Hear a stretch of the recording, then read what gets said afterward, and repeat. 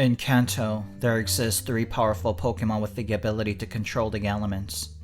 Moltres, the Master of Fire, Articuno, the President of Ice, and Zapdos, the Prime Minister of Lightning. Collectively, they are known as the legendary birds and are worshipped as deities by some. But little did everybody know that they weren't always so elegant or legendary. They too come from humble beginnings, and their tale begins with three Pidgey brothers. Nothing about them stood out, and they led pointless lives much like the rest of us.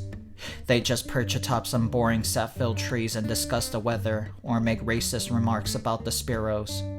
It wasn't until they accidentally flew into a secret lab that their lives changed significantly.